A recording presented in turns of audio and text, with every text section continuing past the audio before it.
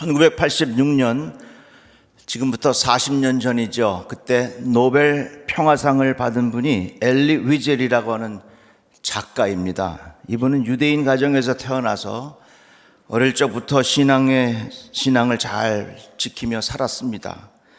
그러다가 1944년 나치에 의해서 가족과 함께 아이슈비츠의 강제 수용소로 이송이 됩니다. 그곳에서 어머니와 여동생은 즉시 살해되고 아버지는 수용소에서 눈을 감으셨습니다. 이 경험이 그의 인생에 큰 영향을 미칩니다. 전쟁이 끝난 후에 침묵하다가 자기가 경험했던 내용들을 책으로 썼습니다. 그 책의 제목이 밤이라고 하는 겁니다. Night라는 말이에요. 한마디로 그가 경험했던 그 고난은 캄캄한 밤이었다고 하는 것입니다. 그가 유대인 수용소에 도착하던 첫날 짐차에서 실려 내려오는 그 아이들을 보았는데 그 아기들을 불이 훨훨 타고 있는 그 구덩이에 그냥 그 아이들을 산채로 집어 던졌다고 하는 겁니다. 결코 잊을 수가 없고 수용소에서의 첫날 밤 내 인생을 송두리째 뒤집어 놓은 운명의 그 밤이었다. 이렇게 기록하고 있습니다. 밤이라고 하는 것, 고통 중에 경험하게 되는 것이지요. 그런데 그 고난 중에 이런 밤을 맞이하면 그게 무엇으로 연결이 되냐면 내 영혼의 밤으로 연결이 돼요. 정말 하나님은 살아계신 것일까? 하나님은 살아계시다면 왜 이런 일들이 일어날까? 하나님은 지금 어디에서 무엇을 하고 계시는가 하는 그 영혼의 밤이 내 안에서부터 깊은 심연에서 끌어오르게 되는 것입니다. 과연 이런 밤 중에 이런 암흑과 같은 절망적인 상황 속에서 어디에 내가 희망을 볼 수 있겠는가 하는 그런 영적인 암흑 경험하게 되는 겁니다. 그리고 또 다른 차원의 어두움이 있는데요. 이 위젤이 겪은 것은 고통을 통해서 경험하는 어두운 밤이었다면 또 다른 차원의 어두움이 있습니다. 그것은 내 마음대로 살아. 하고 싶은 대로 해. 그러다가 보면은 나도 모르는 사이에 중독이 생기고 그 중독은 점점 내 속 사람을 어둡게 만들어 갑니다. 그래서 찬송가 84장 3절에 보면요, 이런 찬양이 있어요. 죄 가운데 사는 사람, 같이 한번 불러볼까요? 죄 가운데 사는 사람은 그 눈이 어두워도 그 죄악을 벗는 날에는 내 눈이 밝아지네.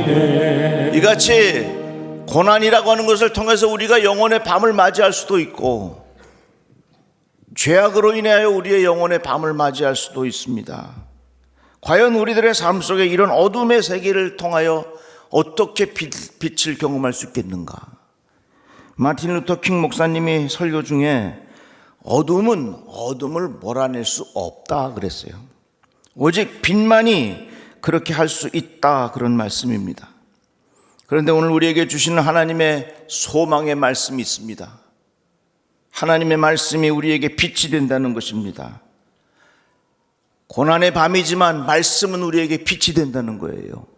그래서 오늘 말씀의 제목이 뭐냐면 한번 따라해 봅시다. 고난의 밤, 말씀의 빛. 우리 삶 속에 여러 가지 고난의 밤이 우리들을 덮칠지만 하나님의 말씀이 우리에게 빛이 된다는 것입니다. 주의 말씀은 내 발의 등이요 내 길의 빛이니이다. 시편 말씀에 이렇게 말씀하고 있어요. 참 비행기를 탈 때마다 신기합니다. 한밤중에 비행기를 타면요, 그게 밤새 오는데 이거 어디로 가는지 모르고 와요.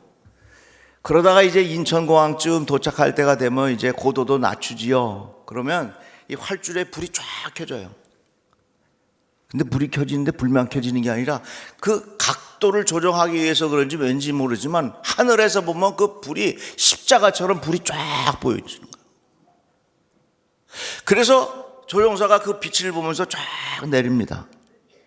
저는 그걸 볼 때마다 야, 캄캄한 어둠 속에서 예수 그리스도의 십자가가 우리의 빛이요, 그 빛을 따라갈 때에 내가 산다 하는 그런 영적인 경험을 고백합니다.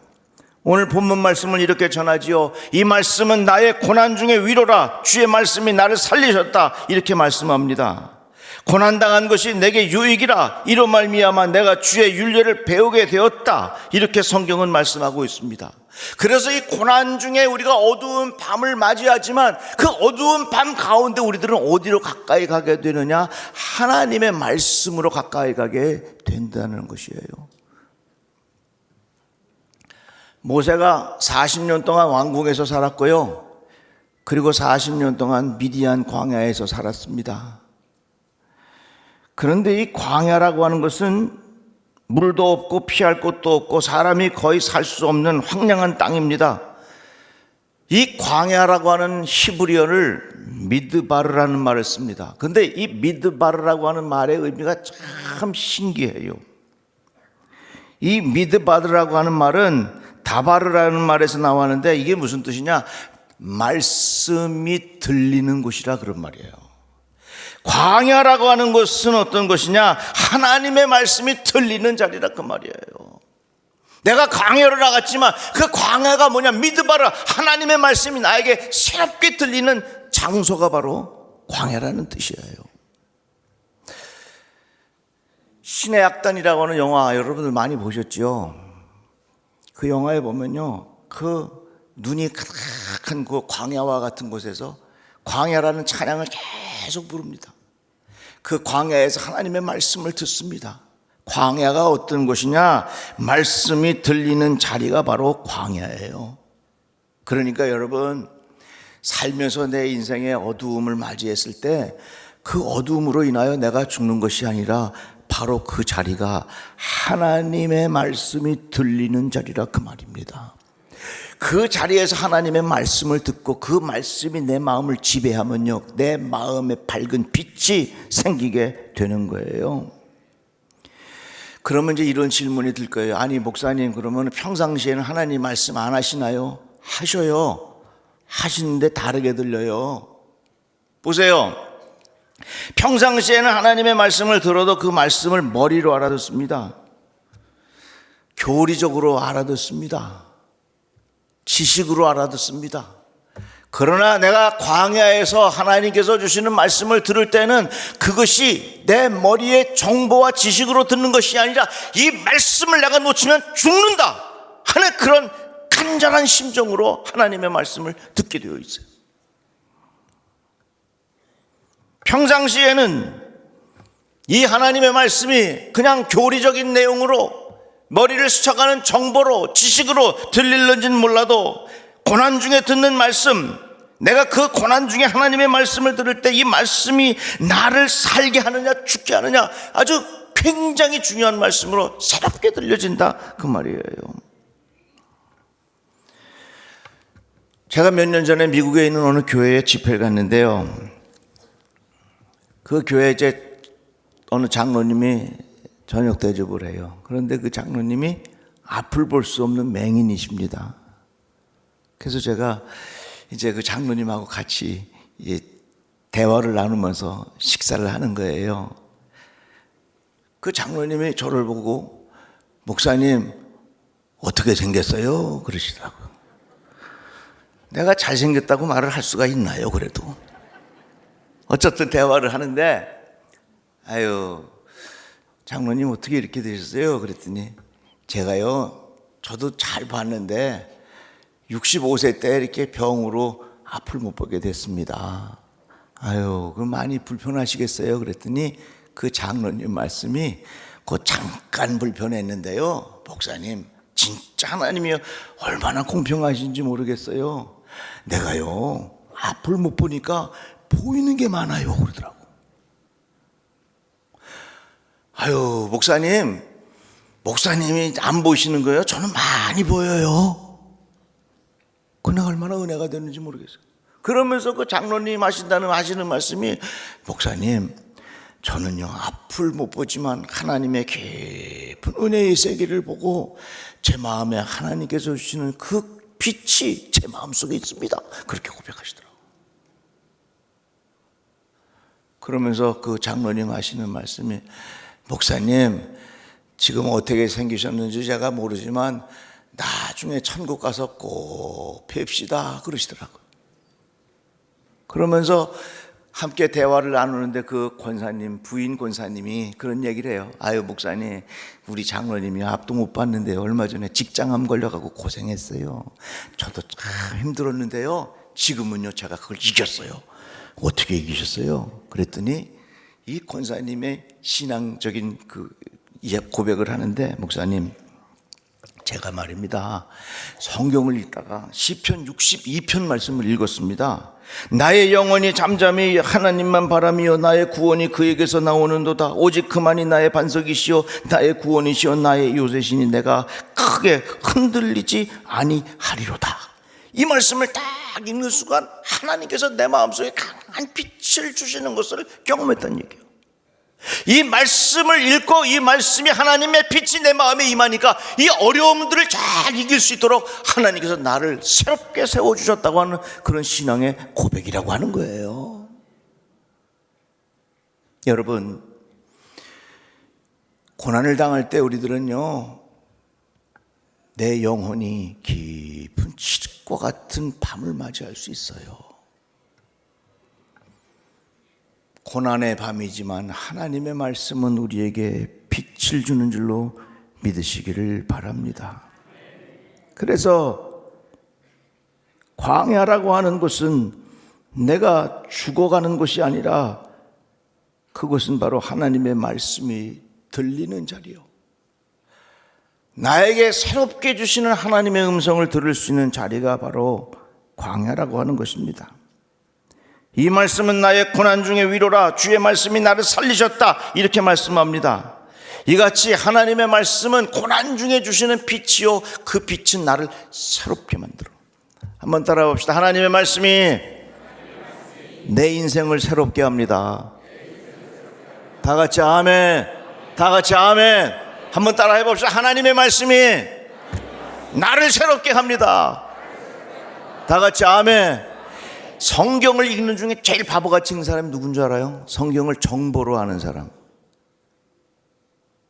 자기의 머리로, 자기의 주관으로, 자기의 생각으로, 합리적인 생각 가지고 성경을 가위질하는 사람, 이거 미련한 사람이에요. 미국 교회 역사를 보면요, 어떤 사람이 있었냐면 소위 그 당시에 이신론이라는 게 있었어요. 모든 것을 이성에 근거해서 성경을 이해하는 거예요.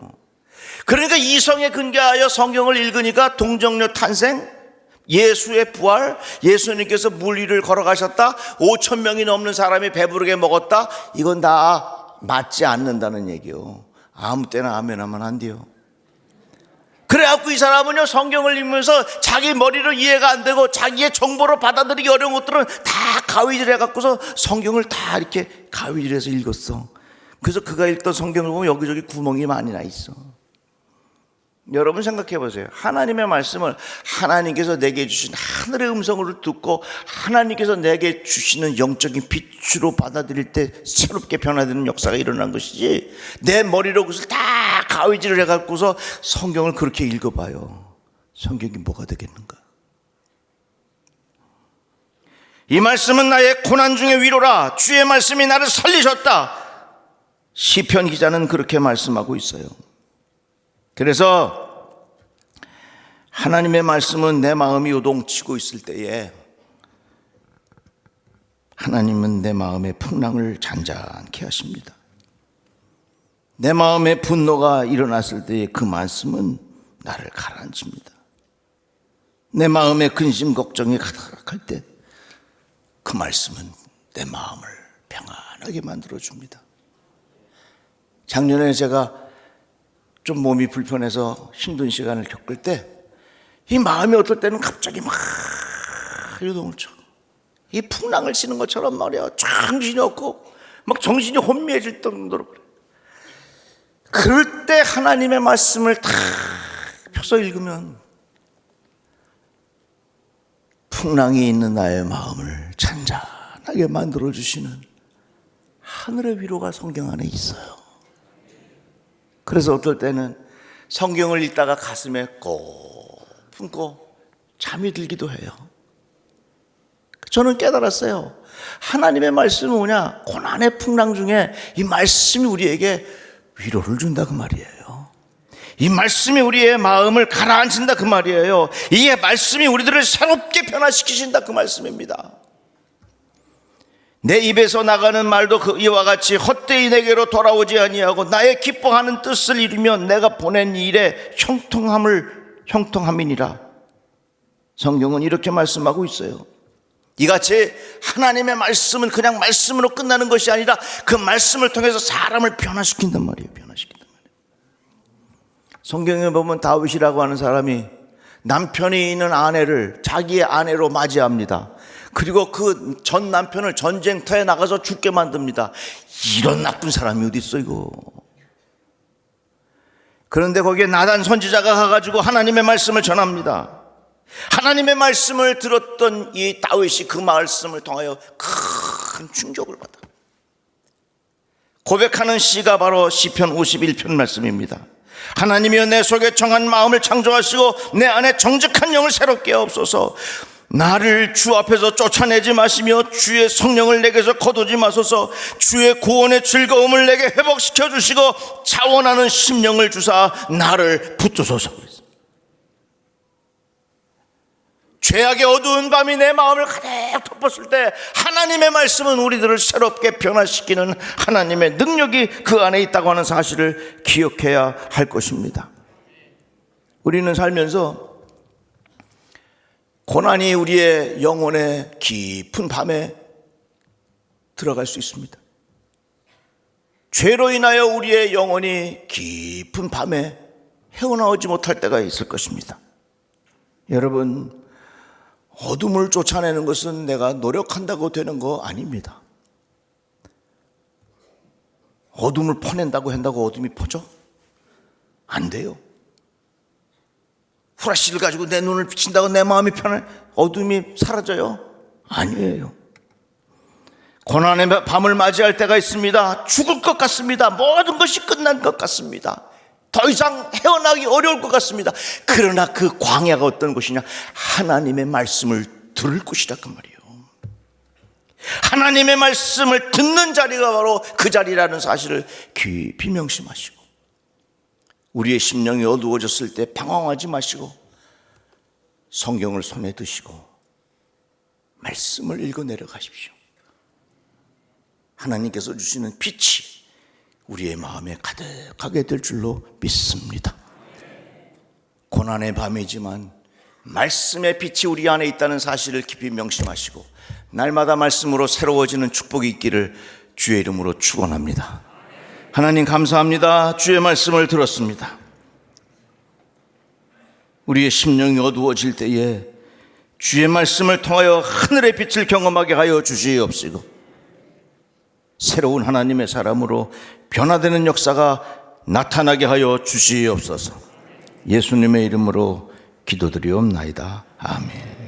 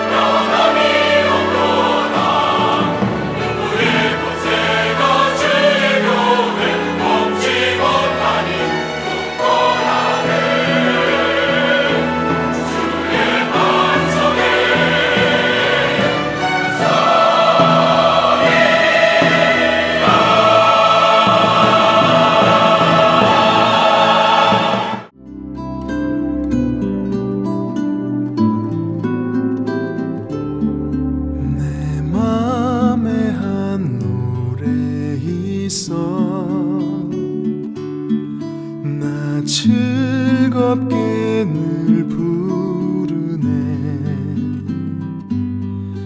이 노래를 부를 때에 큰 평화 임하도다.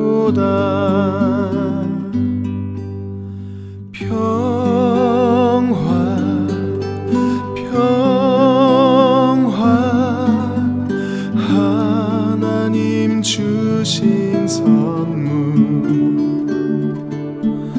오 크고 놀라운 평화,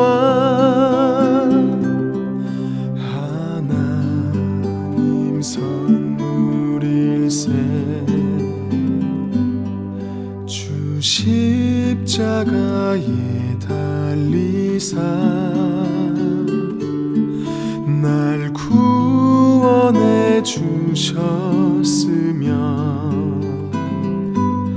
주 예수님 고난 받아 나 평화 누리도다.